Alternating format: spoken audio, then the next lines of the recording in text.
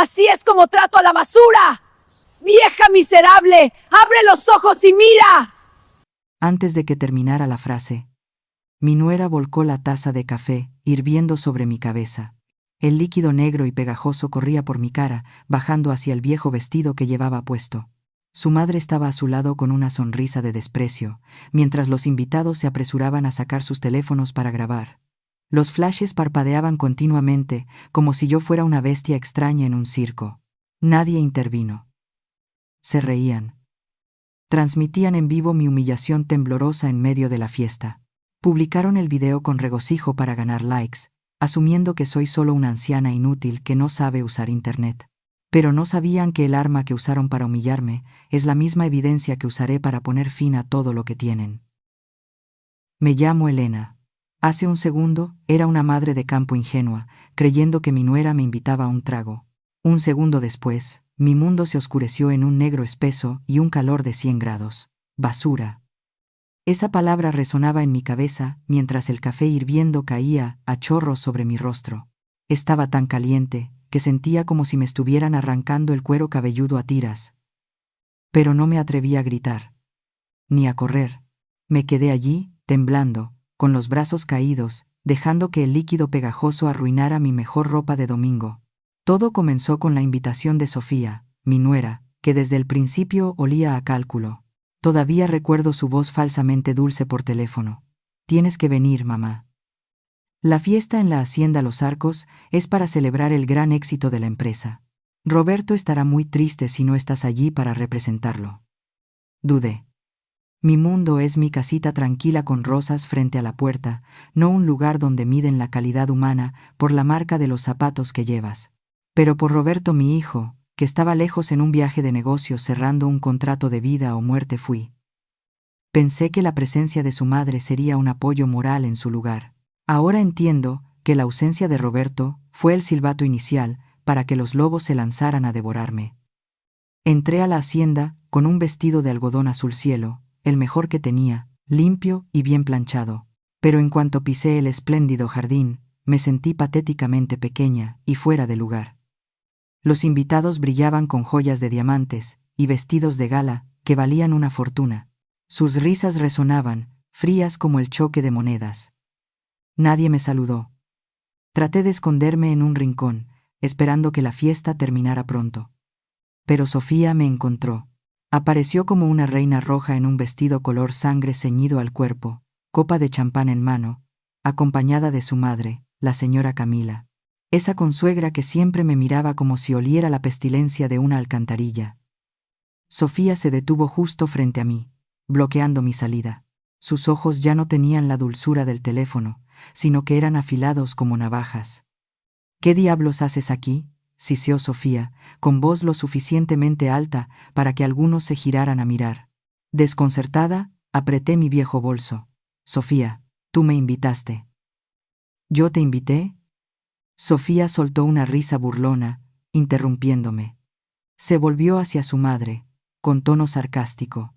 «Mamá, mira, le dije que no me avergonzara. Y aún así trae esa facha aquí.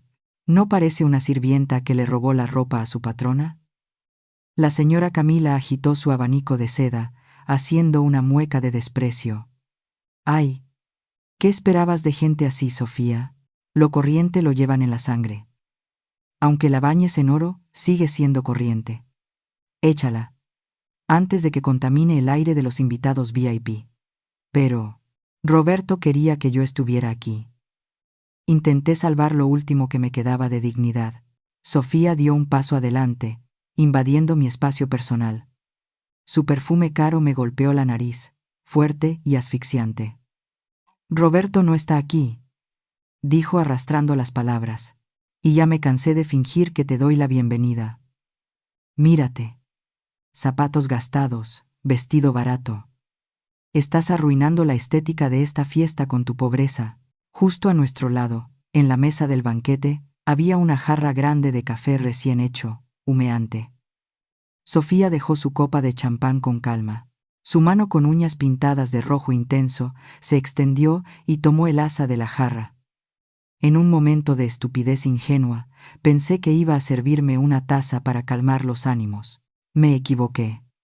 Me equivoqué muchísimo. Deja que te ayude a lavarte ese aspecto pueblerino, susurró Sofía, con una sonrisa torcida por la maldad. Volcó la jarra sobre mi cabeza, sin dudarlo ni un instante. ¡Ah! Grité con horror. Fue un choque térmico brutal. El café hirviendo golpeó directamente mi cuero cabelludo, quemando como si alguien me estuviera despellejando. El agua negra y pegajosa se metió en mis ojos, haciéndome arder la vista, bajó por mi cuello, empapando y tiñendo de negro mi querido vestido azul. El dolor físico me hizo tambalear, pero mis gritos fueron rápidamente ahogados por la voz fría de Sofía resonando en todo el jardín. Así es como trato a la basura. Vieja miserable, abre bien los ojos y mira. Me quedé allí, paralizada, temblando entera, con el café goteando desde mi barbilla al suelo de baldosas blancas.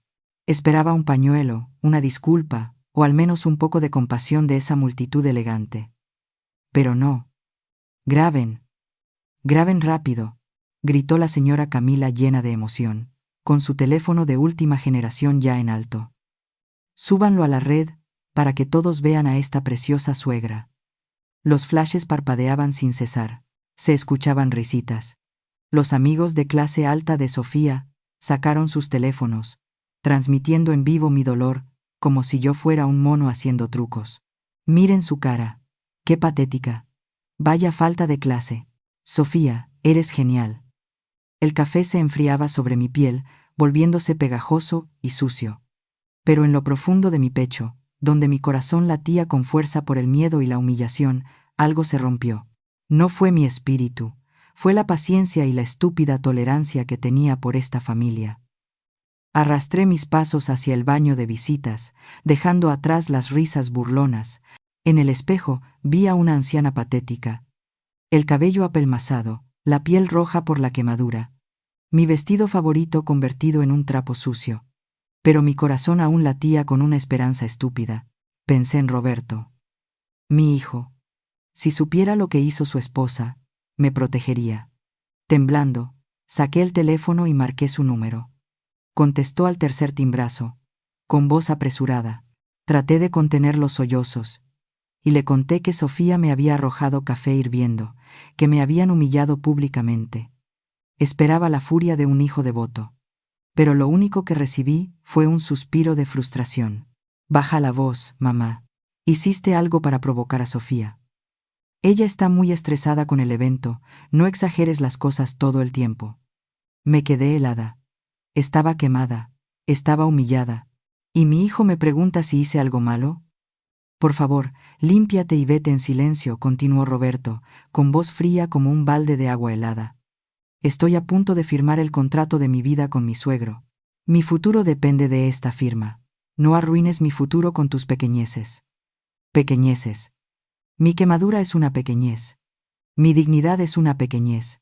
A través del teléfono, escuché la voz de su suegro llamándolo. Roberto cambió de inmediato a un tono sumiso. Sí, papá, voy enseguida. Y colgó. El silencio en el baño se volvió ensordecedor. Miré el teléfono, sintiendo náuseas subir por mi estómago. No era solo dolor, era asco. Mi hijo se había convertido en un cobarde, arrastrándose para recoger migajas de poder de la familia de su esposa. Roberto cree ciegamente que su suegro es el dueño del mundo. No sabe la verdad.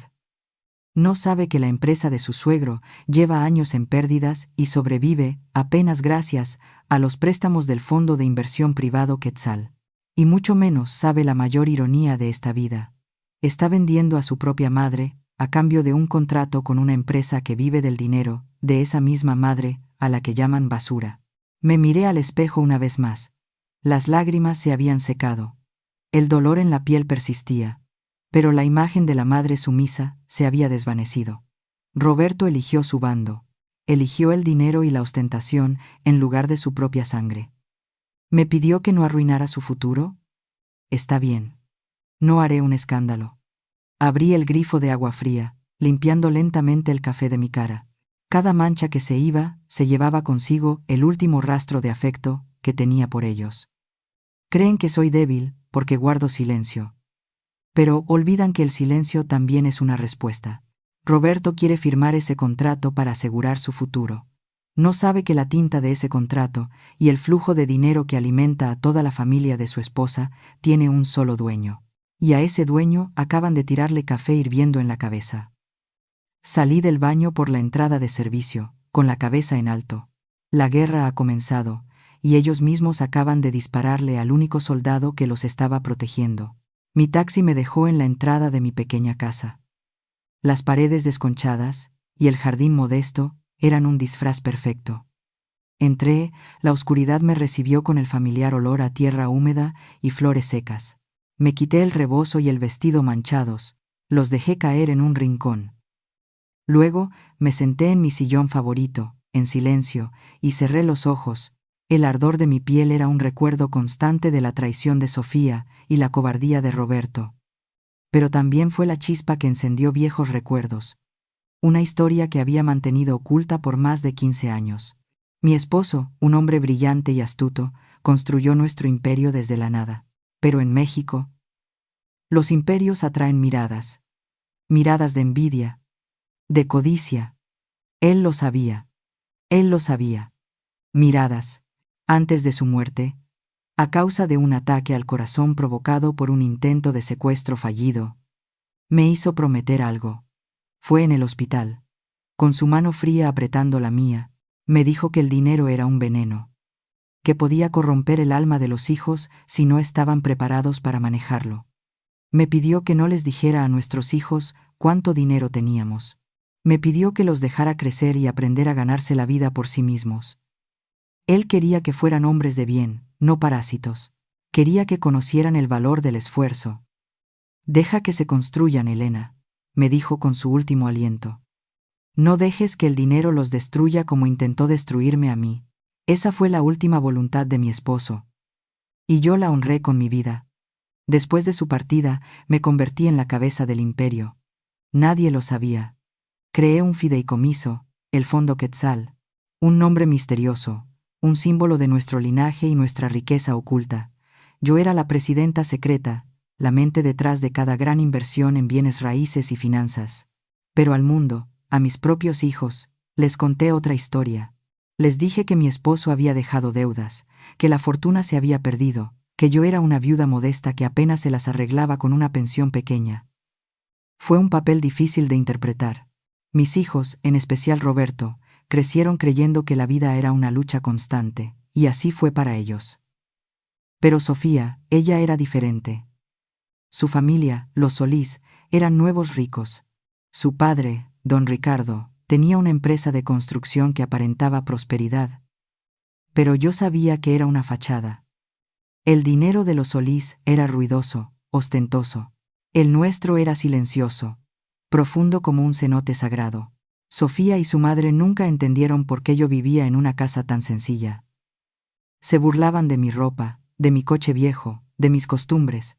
Pensaban que yo era una vergüenza para ellos, una mancha en su imagen perfecta de riqueza. Roberto, mi hijo, se dejó deslumbrar por ese brillo falso. Él creyó que casándose con Sofía tendría acceso a un mundo de poder y éxito. Nunca supo que ese mundo ya era nuestro, oculto a plena vista. Durante 15 años, vi cómo la ambición corrompía a Roberto. Lo vi arrastrarse ante don Ricardo, buscando la aprobación y los contratos que lo mantuvieran en su puesto de director. Y ahora, por ese mismo puesto, por la ilusión de un futuro que creía que su suegro le daría, me había abandonado. Me había llamado pequeñez. Me había pedido que no estorbara. Este era Doralando. Me levanté del sillón. La oscuridad de la casa parecía más densa ahora. Las palabras de mi esposo resonaban en mi mente. No dejes que el dinero los destruya. Pero ya era tarde. El dinero, o la falta de él, ya había destruido a Roberto. O, al menos, la falta de la verdad sobre el dinero. Esta noche, sentí que la farsa de 15 años había terminado. El café hirviendo no solo me había quemado la piel. Había quemado el velo de mi invisibilidad. Había quemado mi paciencia. La lección de mi esposo era valiosa, sí. Pero la lección de Sofía había sido más dolorosa. Y ahora era mi turno de enseñar. No una lección de humildad, sino una lección de poder. La historia de esta traición aún esconde giros increíbles. Si sientes la misma indignación que yo, si crees que una madre debe ser respetada y honrada, por favor, presiona me gusta y deja un comentario con la palabra justicia, para darme el valor de contar cómo contraataqué.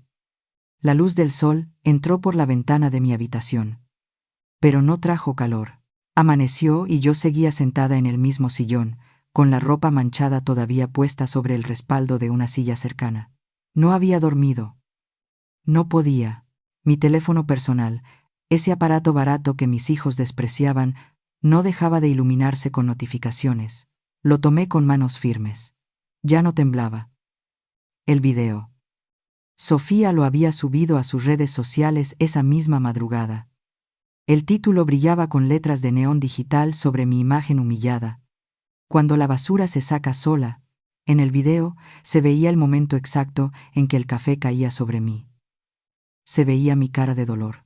Se escuchaban las risas de su madre y de sus amigas. Sofía había editado el video para poner música de circo de fondo. Los comentarios se acumulaban por miles. Extraños de todo el país se burlaban de mí. Escribían cosas horribles, decían que parecía una rata mojada. Decían que me lo merecía por intentar colarme en una fiesta de gente bien. Sofía les respondía con emojis de caritas llorando de risa, alimentando el fuego, disfrutando de su momento de fama viral. Ella creía que esto era el golpe final. Pensaba que la vergüenza me haría desaparecer para siempre, que me escondería debajo de una piedra para morir en silencio. Sofía no entendía nada. Ella pensó que estaba avergonzando a una suegra pobre. No sabía que estaba declarándole la guerra a la dueña de la mitad de los edificios que se veían desde su ventana. Dejé el teléfono personal sobre la mesa. Me levanté y caminé hacia el armario. Aparté los abrigos viejos y las cajas de zapatos desgastados que usaba como camuflaje.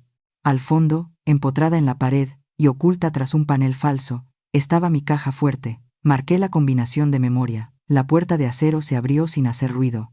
Adentro no había joyas ni dinero en efectivo. Había documentos. Y había una tablet encriptada que solo usaba para comunicarme con la cúpula de mi empresa. La pantalla de la tablet también estaba llena de mensajes, pero el tono era muy diferente. Julián, mi secretario privado y mano derecha, desde hace 2 décadas. Me había escrito 10 veces. Me cularon y Mara, los miembros de la junta directiva. Hombres y mujeres poderosos que construyen rascacielos y mueven la bolsa de valores, también habían visto el video. Pero ellos no veían a una anciana patética. Ellos reconocían a la presidenta del grupo Quetzal siendo agredida físicamente. Leí el mensaje de Julián. Decía que los accionistas estaban furiosos. Decía que esto era una ofensa imperdonable contra la cabeza de la organización. Preguntaba si debían intervenir legalmente para borrar el video. Sonreí. Fue una sonrisa fría, sin alegría. No quería que borraran el video. Quería que el mundo viera exactamente quiénes eran Sofía y su familia.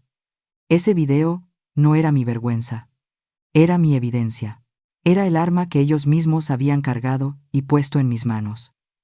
Saqué de la caja fuerte un teléfono satelital negro, pesado y antiguo. Era mi línea directa, mi cetro de mando. Lo encendí. La batería estaba llena, siempre lista para una emergencia. Esta era la emergencia. Marqué el número de Julián. Él contestó al primer intento. No hubo saludos cordiales. No le pregunté por su familia ni por el clima. Mi voz salió ronca, pero firme, como el granito de nuestras canteras. Le dije que no borraran nada. Le ordené que dejaran que el video siguiera circulando. Le dije que quería que cada persona en México viera la cara de Sofía y la de su madre. Julián preguntó cuáles eran las instrucciones para la empresa de los Solís, la familia de mi nuera. Respiré hondo. Miré mis manos, que ya no eran las manos de una víctima. Eran las manos que firmaban cheques de millones de dólares. Eran las manos que podían construir futuros o demolerlos. Le dije a Julián que activara el protocolo de recuperación de activos. Le dije que revisara cada cláusula, cada letra pequeña de los contratos que teníamos con la empresa de don Ricardo. Le dije una frase simple. La frase que mi esposo solía usar cuando cerraba un trato hostil. Le dije que ya era hora. Le dije que recogiera la red. Colgué el teléfono. Sentí como una armadura invisible cubría mi cuerpo, protegiendo las quemaduras de mi piel. La mujer que lloraba en el baño de la hacienda había desaparecido. En su lugar, la presidenta había regresado. Y la presidenta no perdona la traición. Me senté frente a mi escritorio, de madera vieja. Es un mueble robusto, lleno de arañazos y marcas de tazas de té, que ha estado conmigo desde que mi esposo vivía. Para mis hijos, este escritorio es una antigüedad inservible, que debería haber tirado a la basura hace años. Para mí, es el centro de control desde donde manejo los hilos invisibles de mi vida. Abrí mi computadora portátil. No es el modelo más nuevo por fuera, tiene una carcasa gris desgastada, pero por dentro tiene el software de seguridad más avanzado que el dinero puede comprar. Mis dedos volaron sobre el teclado, ingresando las claves de acceso al servidor central del grupo Quetzal. La pantalla parpadeó una vez y luego se llenó de columnas y cifras. El mundo de los negocios es frío y exacto. No entiende de lágrimas ni de humillaciones. Solo entiende de activos y pasivos. Y yo estaba a punto de realizar la auditoría más personal de mi carrera. Busqué el nombre en la base de datos de deudores. Ricardo Solís. Constructora Solís. Lo que apareció ante mis ojos no fue una sorpresa, pero la magnitud del desastre sí me hizo levantar una ceja. La gente suele pensar que la riqueza se mide por el tamaño de la casa o la marca del coche. Están equivocados. La verdadera riqueza es la liquidez, y la familia de mi nuera no tenía ni una gota de agua en su desierto financiero. Empecé a desglosar sus cuentas. La famosa Hacienda Los Arcos, el lugar donde horas antes me habían tratado como a un animal, no era de ellos. Estaba hipotecada hasta los cimientos con el Banco Regional, y el Banco Regional, curiosamente, había vendido esa cartera vencida a una de mis filiales hace 3 meses. Técnicamente, la tierra que pisaban sus invitados de lujo era mía. Seguí leyendo. Los coches deportivos de mis nietos eran arrendados. Las joyas de mi consuegra estaban aseguradas por valores inflados para pedir préstamos sobre ellas. Eran jinetes de la deuda. Vivían de mover dinero de una tarjeta de crédito a otra, tapando un agujero, abriendo otro más grande. Sentí una mezcla de pena y satisfacción helada. Sofía me había llamado basura porque mi vestido era viejo. Pero mi vestido era mío. Estaba pagado. Su vestido de diseñador, probablemente, todavía aparecía como un saldo pendiente en algún estado de cuenta que no podían pagar. Pero el golpe de gracia, el dato que hizo que se me dibujara una media sonrisa en el rostro, estaba en los contratos corporativos. Mi hijo Roberto se llenaba la boca diciendo que era el director de operaciones de logística Solís. Él creía que su suegro le había regalado el puesto por ser parte de la familia. Decía que su talento era indispensable. Hace 2 años, la empresa de don Ricardo estuvo a punto de quebrar.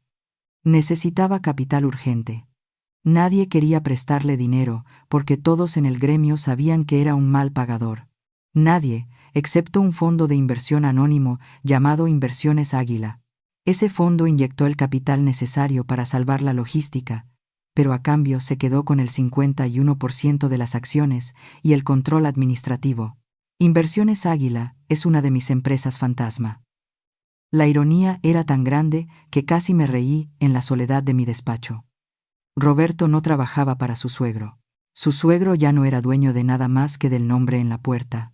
Roberto trabajaba para mí. Yo pagaba, indirectamente, hasta el café que me habían tirado encima. Durante años, me despreciaron porque pensaban que yo no aportaba nada a la mesa. No sabían que yo había comprado la mesa, las sillas y la comida que se estaban tragando con tanta arrogancia. Me detuve en una cláusula específica del contrato de préstamo comercial con la constructora Solís. Era la cláusula de riesgo reputacional.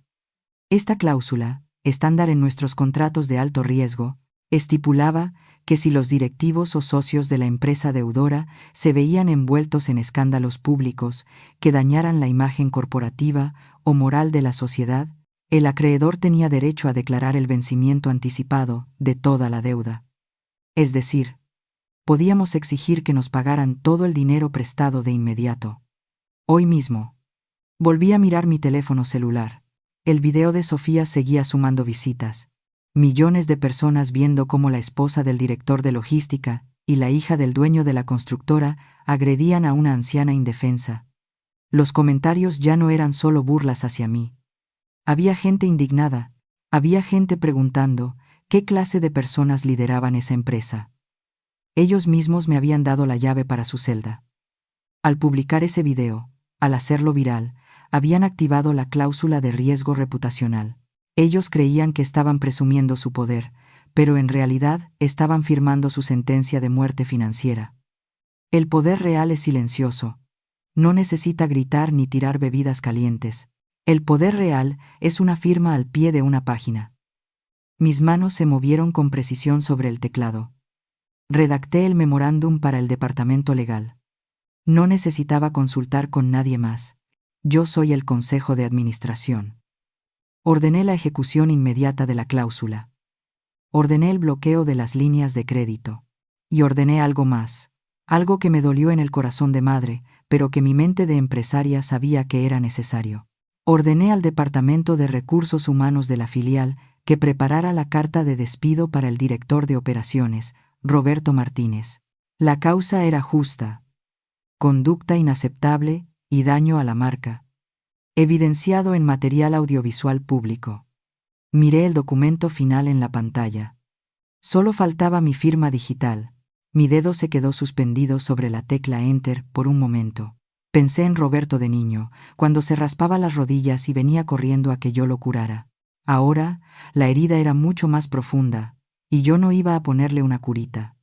Iba a echarle alcohol para que ardiera y, con suerte, desinfectara la podredumbre que se había instalado en su alma. No sentí culpa. Ellos habían elegido este camino.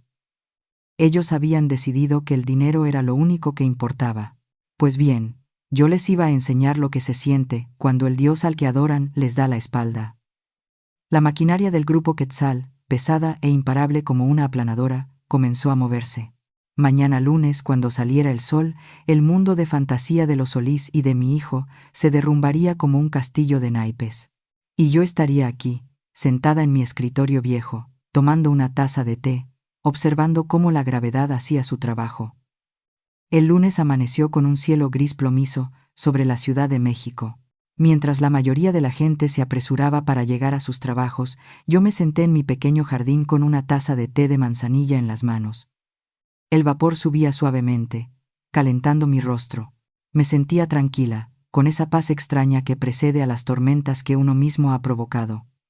Sabía que al otro lado de la ciudad, en el lujoso departamento de mi hijo, el ambiente era muy diferente. Imaginé a Sofía y a Roberto despertando con la resaca de su propia vanidad. Seguramente lo primero que hicieron fue revisar sus teléfonos. El video de mi humillación seguía acumulando visitas. Me contaron después que Sofía celebraba cada nuevo me gusta como si fuera una moneda de oro, convencida de que su crueldad la había convertido en una celebridad de Internet. Roberto, por su parte, se ajustaba la corbata frente al espejo, ensayando la sonrisa de ganador que pensaba usar al firmar el contrato con su suegro. Él creía que hoy sería el día de su consagración, no sabía que era el día de su sacrificio. A las 9 de la mañana en punto, la maquinaria que puse en marcha la noche anterior dio su primer golpe. Mi teléfono sonó a las 10. Era Roberto. Contesté con calma, dejando que mi voz sonara como la de la madre preocupada que siempre fui. Roberto ni siquiera me saludó. Su voz era un hilo de angustia, agudo y tembloroso, irreconocible en ese hombre que horas antes se sentía dueño del mundo. Me dijo que todo se estaba derrumbando. Me contó que al llegar a la oficina, su tarjeta de acceso no funcionó. Pensó que era un error del sistema, pero cuando el guardia de seguridad se acercó, no fue para abrirle la puerta, fue para entregarle una caja de cartón con sus cosas y un sobre amarillo. Mi hijo lloraba, mientras me explicaba lo que decía la carta. Despido fulminante. La razón escrita en el papel era clara y devastadora. Decía que su comportamiento en un evento público, difundido masivamente en redes sociales, violaba el código de ética corporativa y dañaba irreparablemente la imagen de la marca. La empresa matriz, Esa entidad sin rostro que él desconocía que yo controlaba, no toleraba abusadores en su nómina. Me decía que no era justo, que era solo una broma familiar, que su suegro arreglaría todo. Me dijo que don Ricardo, su todopoderoso suegro, estaba encerrado en su despacho gritando. Al parecer, los auditores del banco habían llegado al mismo tiempo que la carta de despido de Roberto. Le habían notificado a don Ricardo que sus líneas de crédito estaban canceladas y que se exigía el pago inmediato de la deuda total. La empresa constructora, ese gigante con pies de barro, se había declarado técnicamente en quiebra en cuestión de minutos. Los proveedores habían detenido los camiones. Las obras estaban paradas. El imperio de cartón se deshacía bajo la lluvia de la realidad. Yo escuchaba en silencio, apretando la taza de té. Sentía una mezcla de dolor por el sufrimiento de mi hijo y de firmeza por la lección necesaria. Le pregunté qué iban a hacer. Antes de que Roberto pudiera responder, escuché un forcejeo al otro lado de la línea. Sofía le había arrebatado el teléfono. La voz de mi nuera no sonaba asustada, sonaba furiosa, llena de un odio venenoso. No había ni un gramo de arrepentimiento en ella. Empezó a gritarme tan fuerte que tuve que alejar el aparato de mi oído. Sofía me acusó de ser una maldición. Me dijo que yo tenía la vía pesada, que mi mala energía había contagiado a su familia. Según su lógica retorcida, el hecho de que yo apareciera en su fiesta con mi ropa vieja y mi cara triste había atraído la mala suerte. Me llamó salada. Dijo que yo era un ave de mal agüero, que solo servía para arruinar la felicidad de la gente bonita como ellos. Me gritó que todo esto era culpa mía, que si yo no hubiera ido, el video no existiría, y si el video no existiera, los socios moralistas no se habrían ofendido. En su mente, la víctima era la culpable, y el verdugo era el mártir. Sofía continuó insultándome. Dijo que ahora tendrían que cancelar sus vacaciones, que tendrían que vender cosas, y que todo era por mi culpa, por mi maldita presencia. Me exigió que viera si podía pedir un préstamo sobre mi casucha para ayudarlos, porque según ella, yo les debía eso por haberles causado tanto daño con mi mala vibra. No le respondí. Dejé que soltara todo su veneno. Cada insulto confirmaba que yo había hecho lo correcto. No habían aprendido nada. No había humildad, solo soberbia herida. Creían que el destino los castigaba por mala suerte, sin sospechar que el destino tenía nombre y apellido. Y estaba sentado bebiendo té al otro lado de la línea. Cuando Sofía se quedó sin aire, colgué. No dije adiós. No dije lo siento. Simplemente corté la comunicación. El silencio volvió a mi jardín. Pero ya no era el mismo.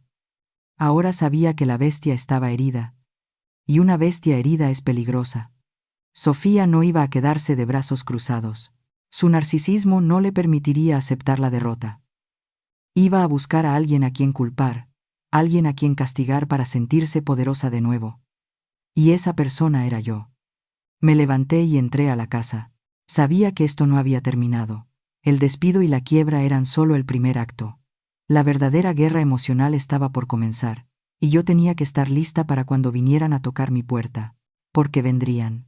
El hambre y la desesperación tienen la costumbre de hacer que la gente recuerde a los familiares que antes despreciaban. A pesar del terremoto financiero que había comenzado el lunes, la negación es una droga muy potente para quienes viven de las apariencias. Era miércoles, el cumpleaños número 5 de mi nieto Mateo. Cualquier persona sensata hubiera cancelado la fiesta, hubiera ahorrado cada centavo ante la inminente quiebra. Pero Sofía no. Decidió mantener la reserva en el restaurante más exclusivo de la ciudad, convencida de que si fingía lo suficiente, la realidad desaparecería. Yo fui a su casa esa tarde. No me importaban sus deudas ni sus despidos, solo quería abrazar a mi nieto. Llevaba conmigo una pequeña caja envuelta en papel brillante. Adentro había un tren de madera, pintado a mano, un juguete sencillo pero eterno, muy diferente a las tabletas y consolas que sus padres le compraban para que no molestara. Cuando llegué, el ambiente en la casa era irrespirable. Roberto corría de un lado a otro, buscando tarjetas de crédito que no estuvieran bloqueadas. Sofía se maquillaba con furia, tratando de tapar las ojeras del estrés. Cuando me vio en la sala, su rostro se contorsionó. Me preguntó qué demonios hacía ahí. Me dijo que no estaba invitada al restaurante, que no quería que mi cara de velorio espantara a los pocos inversionistas que todavía les contestaban el teléfono. Intenté acercarme a Mateo, que estaba sentado en el sofá, vestido como un pequeño príncipe triste. Pero Sofía se interpuso. Me empujó hacia la cocina de servicio. Me dijo que si tanto quería estar ahí, podía quedarme cuidando la casa, pero que no se me ocurriera salir. Cerró la puerta de la cocina y escuché el clic de la cerradura por fuera. Me dejaron encerrada, como a un perro que se porta mal. Escuché el motor de la camioneta arrancar y el silencio cayó sobre la casa. Pasé 4 horas sentada en un banco duro, mirando por la ventana hacia el patio trasero. Mis lágrimas se habían secado el domingo con el café hirviendo. Ahora solo sentía un frío inmenso, una claridad dolorosa. Esperé. Regresaron cerca de la medianoche. Escuché los portazos y los gritos desde la entrada. No parecían una familia que venía de una fiesta, parecían sobrevivientes de una batalla. Luego supe que, efectivamente, las tarjetas habían sido rechazadas una tras una frente a los invitados, y tuvieron que pedir prestado a un amigo para pagar la cuenta. La humillación que Sofía intentó evitar llevándome lejos, la encontró de todas formas. Abrieron la puerta de la cocina. Sofía entró primero. Sus ojos estaban inyectados en sangre, el maquillaje corrido. Traía en las manos varias bolsas de plástico con los logotipos del restaurante. Eran las sobras, los restos de la comida que no pudieron terminar. Me levanté del banco con la esperanza estúpida de que, ahora que la noche había terminado, me dejaran dar el regalo y marcharme. Sofía me miró, y toda la frustración, toda la vergüenza que había pasado en el restaurante, la dirigió hacia mí. Me gritó que yo era la culpable de su mala suerte. Dijo que mi presencia en su vida era un cáncer. Y entonces, lo hizo.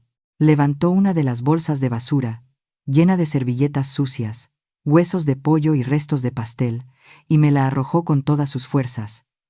La bolsa me golpeó en el pecho y se rompió. La salsa fría y la grasa mancharon mi blusa. Sentí el golpe seco, pero más me dolió el significado. Para ella, yo no era una persona. Yo era el vertedero donde podía tirar su basura emocional y física. Sofía gritó que eso era lo único que yo merecía comer. Dijo que si tenía hambre. Ahí tenía las sobras de la gente rica.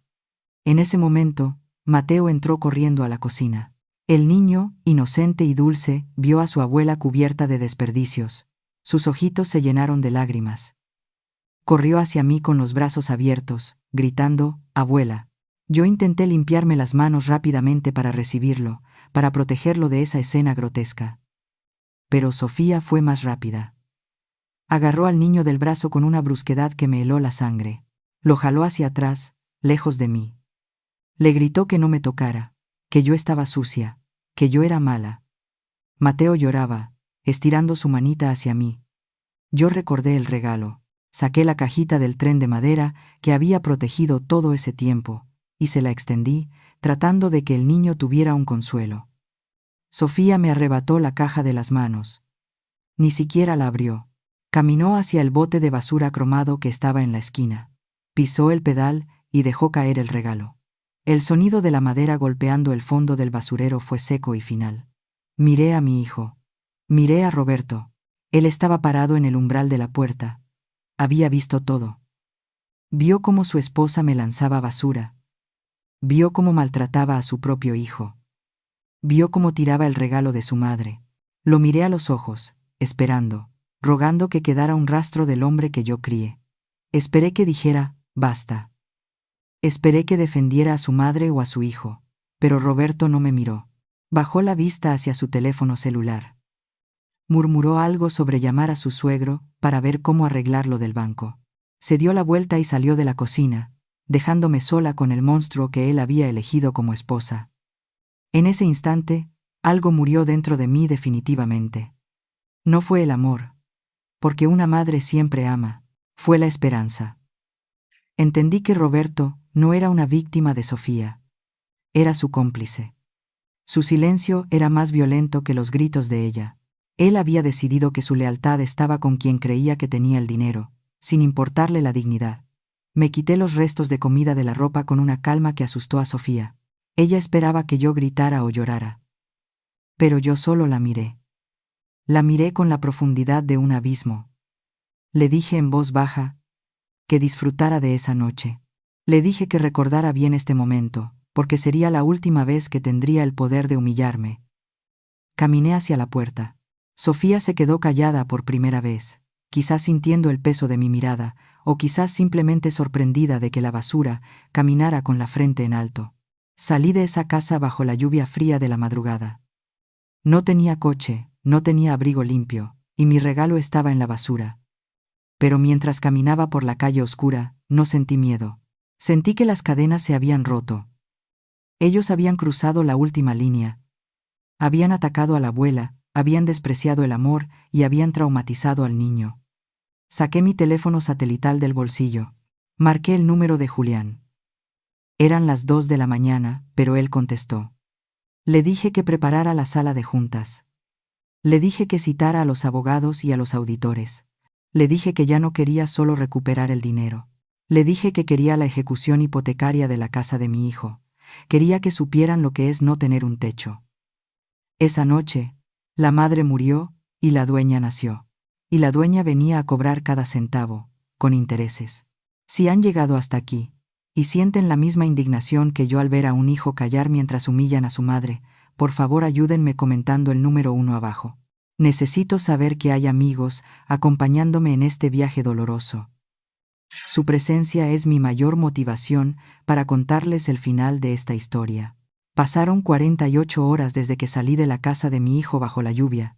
48 horas en las que mi teléfono personal no dejó de recibir llamadas de números desconocidos y mensajes de voz llenos de exigencias.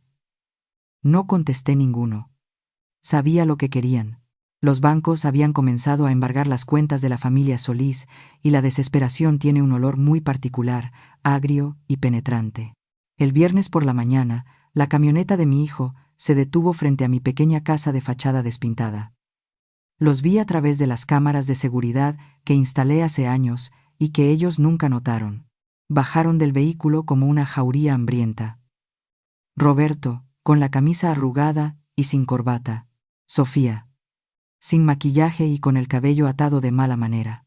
Y mi consuegra que ya no caminaba con la altivez de una reina, sino con la urgencia de una fugitiva.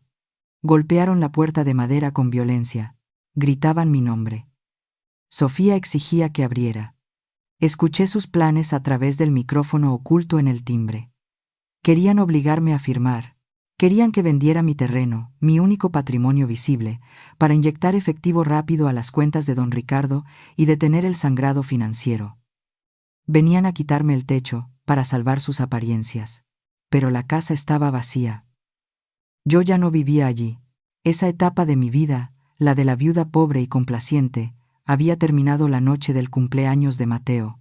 Al no recibir respuesta, Roberto encontró el sobre blanco que dejé pegado con cinta adhesiva en el centro de la puerta. Lo arrancó con impaciencia. Adentro no había un cheque, ni una carta de disculpa. Solo había una tarjeta de visita, con un logotipo dorado en relieve, un quetzal estilizado. Debajo del logo, una dirección y una hora. Torre Corporativa Quetzal. Piso 40. Paseo de la Reforma. 12 de la tarde. Pude imaginar su confusión.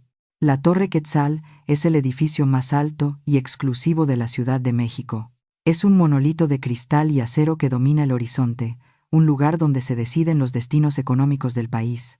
Seguramente pensaron que yo había conseguido trabajo allí limpiando pisos, o tal vez que había acudido a un prestamista usurero que tenía oficinas en el edificio. Se subieron a la camioneta y condujeron hacia el centro de la ciudad. Yo los esperé.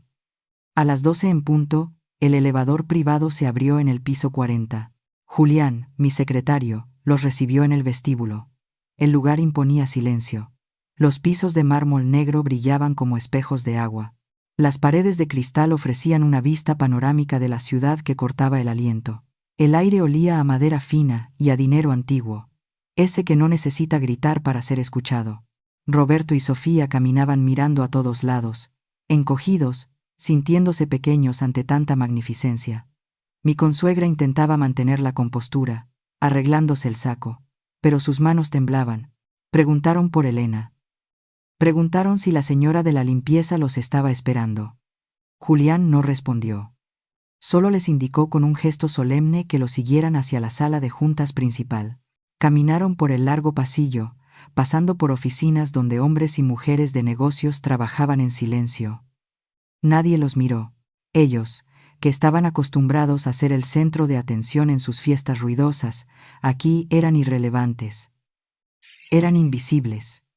Julián se detuvo frente a una puerta doble de caoba maciza. Abrió las hojas de par en par. La sala de juntas era inmensa.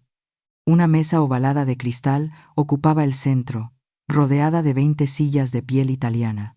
Al fondo, un ventanal de piso a techo mostraba la ciudad a mis pies. Y allí estaba yo.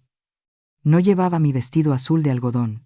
Llevaba un traje sastre de seda gris perla, hecho a medida. Mi cabello estaba peinado hacia atrás, elegante y pulcro.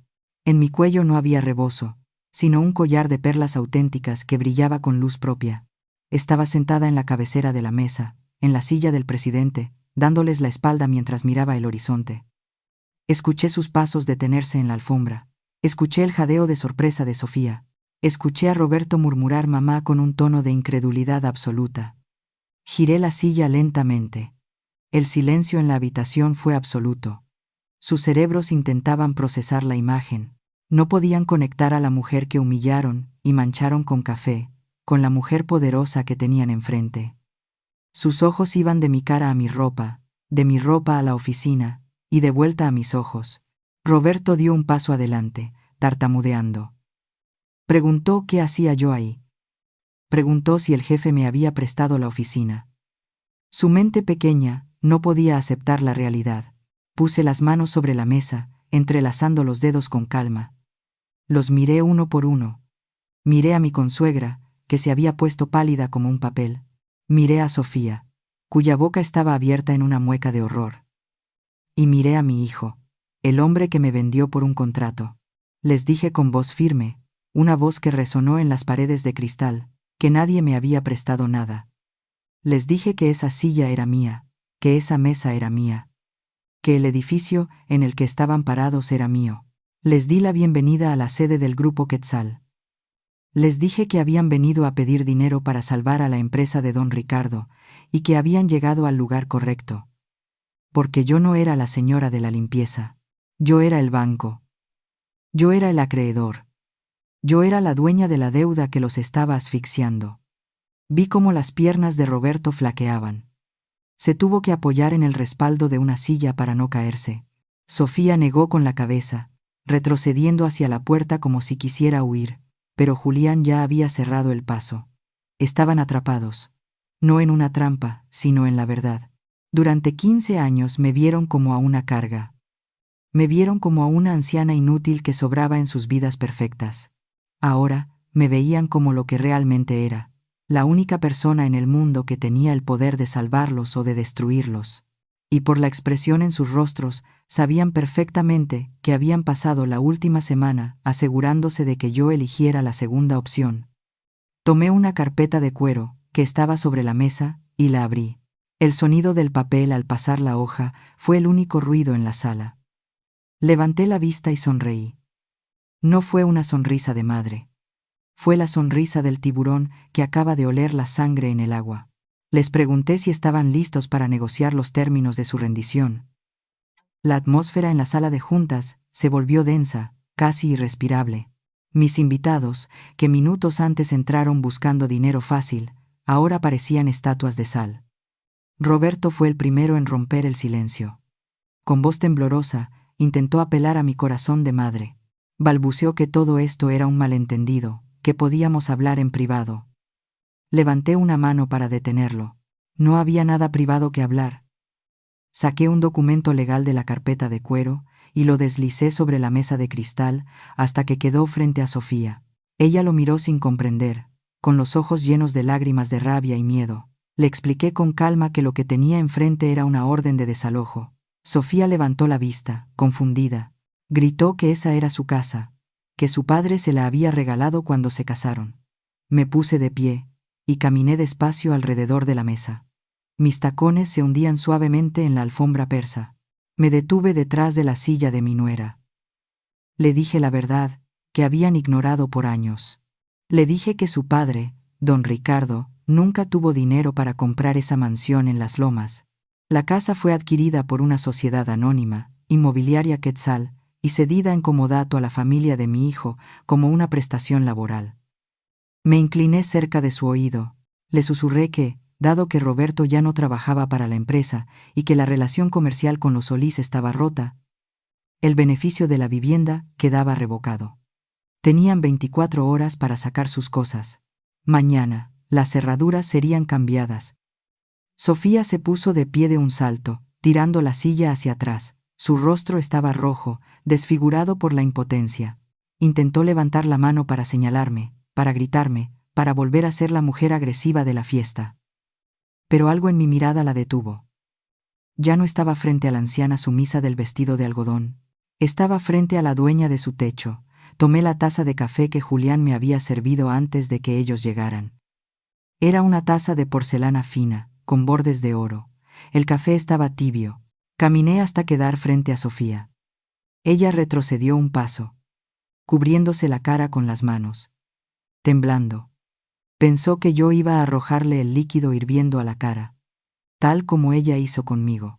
Esperaba la venganza física, la violencia vulgar que ella conocía. Pero yo no soy como ella. Bajé la taza lentamente. Miré la alfombra costosa bajo los pies de Sofía, esos zapatos de diseñador que probablemente no había terminado de pagar. Con un movimiento suave y deliberado, vertí el contenido de la taza en el suelo, justo a milímetros de sus pies, manchando la alfombra impecable con una mancha oscura y permanente. Levanté la vista, y la miré a los ojos. Le dije con voz tranquila que se equivocaba. Le dije que yo no manchaba a las personas, porque eso es de gente sin educación. Le dije que esa era la manera en la que yo trataba a la basura. La dejaba en el suelo y luego pedía que la sacaran. Sofía se quedó petrificada. La humillación de ser ignorada, de no ser considerada, ni siquiera digna de una agresión directa, la destruyó más que cualquier golpe. Fue entonces cuando mi consuegra, la mujer que se había reído mientras me grababa con su teléfono, se derrumbó. Sus rodillas golpearon el suelo de mármol.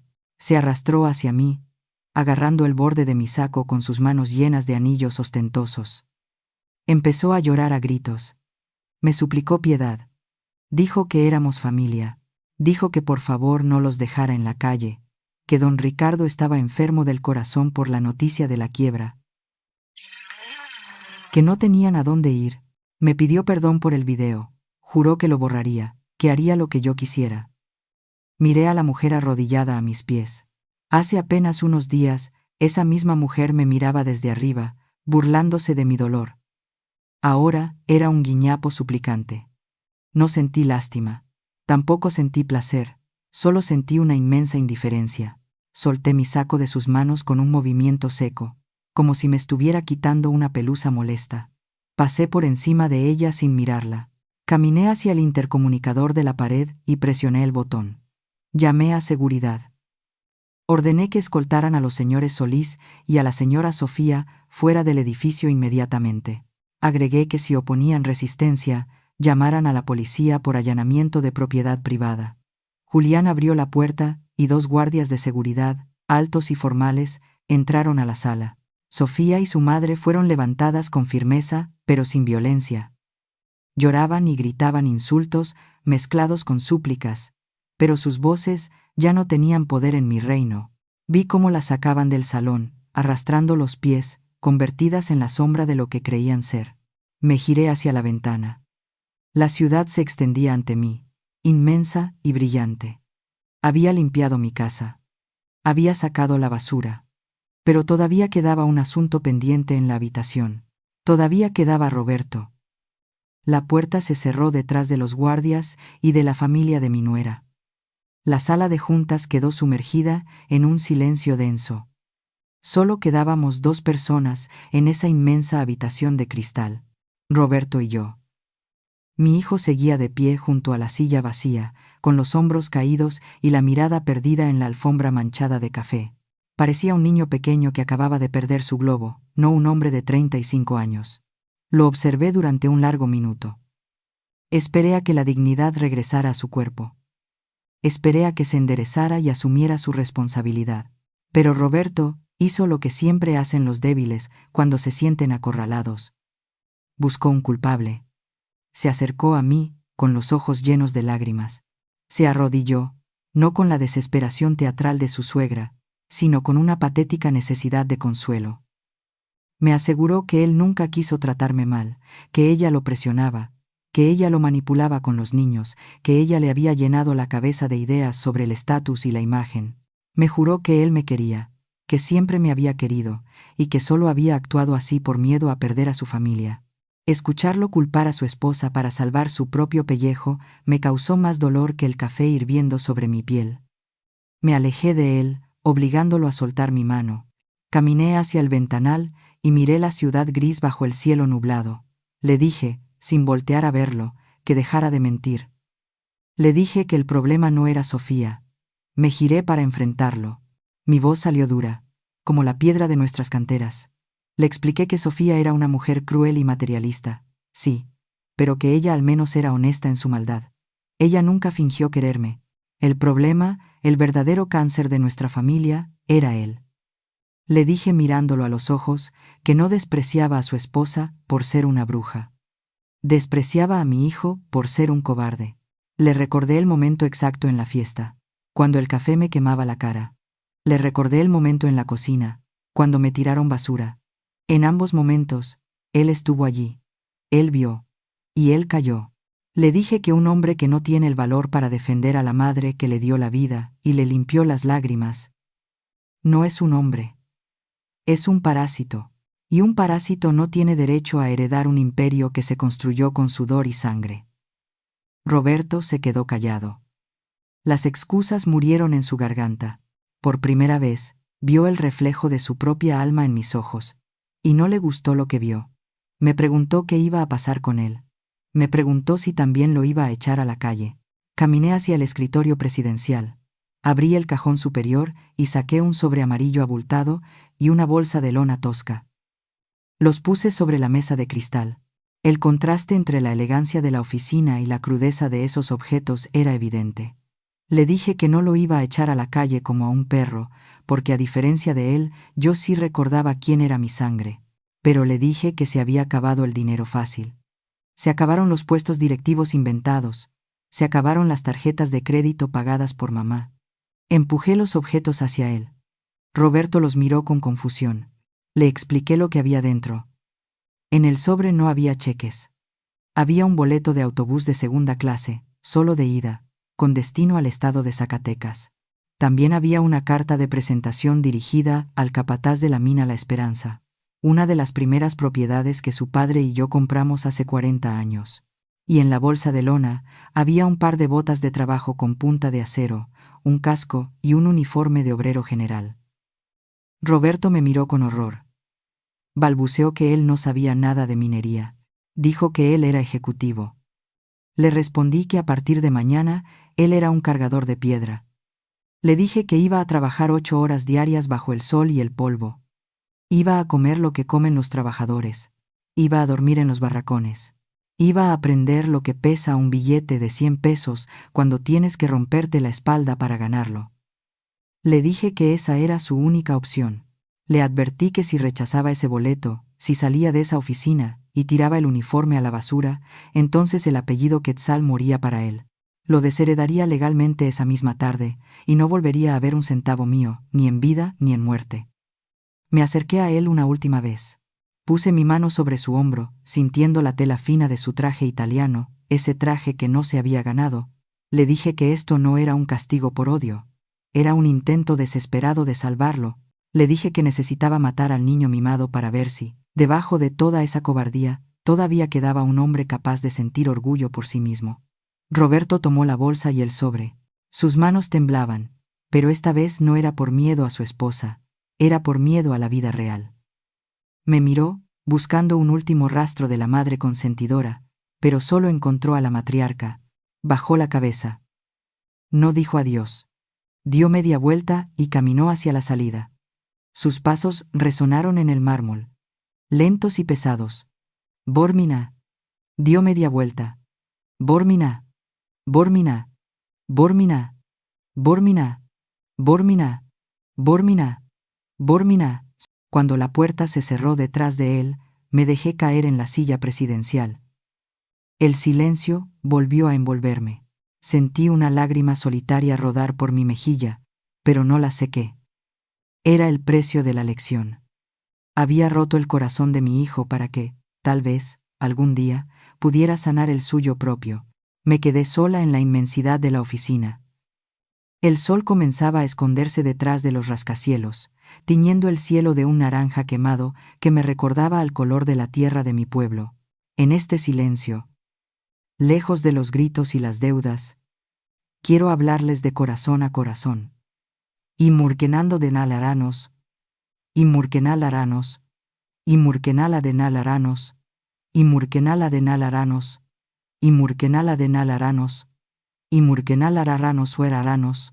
Quiero hablarles a ustedes, mujeres que me escuchan mientras cocinan, mientras trabajan, mientras cuidan a sus nietos. Quiero hablarles a los hombres que quizás ven en mi historia el reflejo de sus propias casas. Durante años, cometí el error de confundir el amor con la sumisión.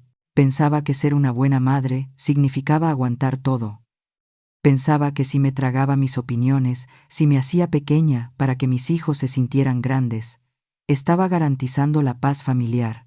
¿Cuántas veces nos mordemos la lengua cuando una nuera o un yerno nos hace un desplante? ¿Cuántas veces aceptamos las sobras de su tiempo y de su cariño porque tenemos pánico a que nos dejen de visitar? Pero hoy aprendí, a base de fuego y dolor, que el amor no puede existir sin respeto. A todas las madres que me escuchan, les digo esto. Amen a sus hijos con toda el alma, sí. Denles raíces para crecer y alas para volar, pero nunca, bajo ninguna circunstancia, permitan que usen esas alas para golpearlas. No somos alfombras para que limpien sus zapatos sucios de arrogancia. No somos el bote de basura donde pueden tirar sus frustraciones. Tenemos que aprender a poner límites. Decir no también es un acto de amor. Cuando decimos no me hables así o no voy a permitir que me trates mal, les estamos enseñando la lección más valiosa de todas, la dignidad. Si nosotras mismas no valoramos nuestras canas y nuestra historia, nadie más lo hará. No tengan miedo de quedarse solas por exigir respeto. Es mejor estar sola con la cabeza en alto, que acompañada y pisoteada. Y a los hombres, a los hijos y esposos que están escuchando, mírense en el espejo de Roberto. Mi hijo pensó que para ser un buen esposo tenía que complacer en todo a su mujer, incluso si eso significaba destruir a su madre. Creyó que la paz en su matrimonio valía el precio de mi humillación. Se equivocó. El hombre que no defiende a su madre de una injusticia no es un hombre de paz, es un cobarde disfrazado. No se trata de elegir bandos. No se trata de decir quiero más a mi mamá que a mi esposa. Se trata de defender lo que es correcto. Se trata de tener la columna vertebral suficiente para decirle a tu pareja que el respeto a los mayores no es negociable. Si permites que tu esposa humille a la mujer que te dio la vida, le estás dando permiso para que mañana te humille a ti. La crueldad es una bestia que, una vez que entra en casa, se come a todos. Esta historia también me ha hecho pensar mucho sobre el dinero y las apariencias. Vivimos en un mundo enfermo, obsesionado con lo que se ve por fuera. Sofía y su familia tenían las mejores marcas, los coches más caros y las fiestas más lujosas. Pero por dentro estaban podridos. Eran pobres de espíritu. El dinero es como una lupa. No cambia a las personas, solo magnifica lo que ya son. Si eres generoso, el dinero te hará filántropo. Si eres mezquino, el dinero te hará tirano. Yo elegí vivir con sencillez, no porque fuera tacaña, sino porque quería que mi valor residiera en mi palabra y en mis acciones, no en mi ropa. No se dejen engañar por el brillo de las redes sociales, no envidien la vida perfecta que sus vecinos presumen. Muchas veces, detrás de esas sonrisas de foto y esas mesas llenas de manjares, hay deudas impagables y corazones vacíos. La verdadera riqueza es poder dormir tranquilo por las noches. La verdadera riqueza es saber que si mañana pierdes todo tu dinero, seguirás teniendo a gente que te quiere por quien eres, no por lo que tienes. Roberto perdió eso. Perdió la brújula. Creyó que el valor de un hombre se mide por el puesto que ocupa en una empresa fantasma. Ahora tendrá que descubrir si tiene valor por sí mismo, con las manos llenas de tierra y la frente sudada. Espero que lo encuentre. Es la única herencia real que puedo dejarle. La vida es muy corta para vivirla con miedo o con rencor. Yo ya no tengo miedo. He recuperado mi voz. He recuperado mi lugar. Y aunque el precio fue alto, aunque me costó lágrimas y quemaduras, valió la pena.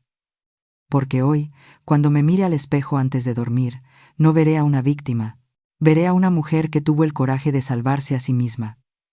Y eso, mis queridos amigos, no tiene precio. Han pasado 90 días desde que salí de la Torre Quetzal, dejando a mi hijo con un uniforme de obrero y una lección pendiente. En estos 3 meses, el mundo ha seguido girando, pero mi mundo, el que habito dentro de mi piel, ha cambiado de órbita por completo. Ya no soy la sombra que camina pegada a las paredes. Ya no soy la viuda que guarda centavos. Esta mañana firmé los últimos documentos legales en la notaría. No vendí la empresa, pero cedí el control operativo a un consejo de administración externo. Mi tiempo de estar sentada en juntas interminables ha terminado. Sin embargo, tomé una decisión sobre las ganancias que me corresponden. Ese dinero que durante años se acumuló en cuentas bancarias frías, mientras yo vivía con austeridad. He creado 2 fideicomisos irrevocables. El primero está destinado a la educación. He fundado una red de escuelas en las zonas rurales más olvidadas de nuestro México. Quiero que los niños que caminan kilómetros para estudiar tengan zapatos, libros y, sobre todo, dignidad. Quiero que aprendan que su valor no está en la marca de su ropa, sino en la riqueza de su mente. No quiero que haya más Sofías en el mundo, vacías y crueles, ni más Robertos, débiles y deslumbrados. El segundo fondo es para los ancianos, para aquellos que, como yo estuve a punto de estar, han sido olvidados por sus familias. Estamos construyendo residencias donde no se sienta el olor a abandono, sino a hogar. Lugares donde se escuche música, donde se cuenten historias y donde nadie tenga que temer a la soledad de un domingo por la tarde. Es mi manera de sanar, cuidando a otros lo que nadie cuidó en mí. Regresé a mi casa vieja por última vez. Ya no hay muebles. Las cajas están cerradas. Caminé por las habitaciones vacías y sentí una ligereza que no conocía. No hay nostalgia, solo gratitud por el techo que me protegió cuando tenía frío. Saqué mi teléfono celular, no el satelital encriptado, sino el personal. Ese aparato modesto que fue testigo de tanta indiferencia. Abrí la aplicación de mensajería. Allí estaba todavía, archivado en la memoria digital, el grupo de chat familiar. Familia Unida, se llamaba. ¡Qué ironía! Leí los nombres de los integrantes. Roberto, Sofía, mi consuegra. Los nietos. Vi la última foto que mandaron, meses atrás, presumiendo un viaje al que no me invitaron. Mi dedo se detuvo sobre la opción de eliminar grupo. No sentí culpa. No sentí duda. Presioné la pantalla. El mensaje de confirmación apareció. Acepté. El grupo desapareció. Luego fui a la agenda y bloqueé uno a uno sus números. No lo hice con rencor. Lo hice por higiene mental. He aprendido que no se puede construir una vida nueva si mantienes abierta la puerta por donde entra la basura. Cerré esa puerta digital para siempre. Salí a la calle. El sol del mediodía brillaba con fuerza, iluminando el regalo que me hice a mí misma. No es una joya, no es una mansión. Estacionado frente a la acera, brillando bajo la luz, había un jeep rojo. Es un modelo todoterreno, con la capota baja. Siempre quise uno. Desde que era joven y soñaba con recorrer el país, antes de casarme, antes de los hijos, antes de las obligaciones, caminé hacia él. Mis botas nuevas pisaron el asfalto con seguridad. Subí al asiento del conductor. El olor a piel nueva y a aventura llenó mis pulmones. Puse la llave en el contacto y el motor rugió. Es un sonido potente, vivo, que vibra en el pecho. Acomodé mis gafas de sol. Miré el mapa de papel que tenía en el asiento del copiloto. No hay GPS. No hay una voz robótica diciéndome a dónde ir. Hay líneas de colores que marcan caminos hacia Oaxaca, hacia las selvas de Chiapas, hacia los desiertos de Baja California. Mi única compañía es mi perro, Pancho, un mestizo que adopté hace unas semanas, y que ya está sentado atrás, con la lengua fuera, listo para el viaje. Él no me juzga por mi ropa, él solo quiere estar conmigo y sentir el viento. Arranqué el coche. Dejé atrás la calle de mi pasado. Dejé atrás los recuerdos del café hirviendo y las risas burlonas. A medida que la ciudad se hacía pequeña en el espejo retrovisor, sentí que los años se me quitaban de encima. Dicen que la vida termina cuando uno envejece. Es mentira. La vida se detiene cuando uno deja de soñar y empieza a resignarse. Yo estuve muerta en vida durante 15 años, atrapada en una mentira para proteger a quienes no merecían protección. Pero hoy he resucitado. El viento me alborota el cabello gris, y por primera vez no me importa cómo me veo. Me importa cómo me siento. Y me siento libre. La carretera se abre frente a mí como una promesa. No sé dónde dormiré esta noche. No sé qué comeré mañana. Y esa incertidumbre es el sabor más dulce que he probado. He aprendido que nunca es tarde para recuperar el volante de tu propia historia. A veces, es necesario que te rompan el corazón para que, por las grietas, pueda entrar la luz de la verdad. A veces, hay que perder a la familia para encontrarse a uno mismo. Aceleré. El motor respondió con fuerza. El horizonte es mío, y mientras conduzco hacia el atardecer, con una sonrisa en los labios, entiendo finalmente el mensaje que la vida me estaba gritando. La felicidad no es un destino al que llegas acompañada. Es un viaje que tienes que atreverte a empezar, aunque sea sola. ¿Qué opinan sobre la decisión que tomó Elena? ¿Ustedes habrían hecho algo diferente si estuvieran en esa misma situación? Compártanme sus pensamientos en la sección de comentarios. Siempre leo cada una de sus palabras con mucho cariño. Si esta historia los hizo reflexionar, no olviden dejar un me gusta, compartirla con sus seres queridos y suscribirse al canal para no perderse los próximos relatos. Nos escuchamos en la siguiente historia. Nosotros somos Historias del Suspiro, usando las historias para acompañarlos a través de los años, buscando reencontrar la paz y la fortaleza en el alma.